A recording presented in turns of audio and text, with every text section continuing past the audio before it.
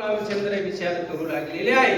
वेद वचन गुरु वचन त्याहून अधिक पितृवचन या वचन तो करी पाळन त्याचे वचन अन्वय. पितृवचन पित्याचं वचन पाळणं म्हणजे वेदाचं असणारे सार आहे. अशा प्रकारे त्या ठिकाणी वचनाला जागलं पाहिजे असं प्रभू रामचंद्राने विचार केला आणि वचनाला मोडायचं नाही. वचन हे जागृत आहे म्हणून सूर्यवंशाचं ब्रीद आहे असं प्रभू रामचंद्र बोलू लागले.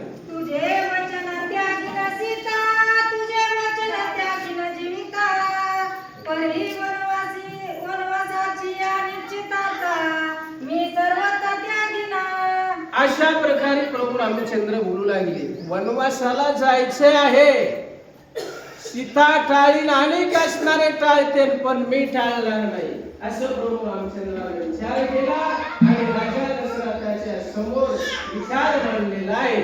माझा जरी जाईल प्राण तरी त्यागिना मन प्रयाण राया तुझी वायद्वान म्हणून चरण धरले.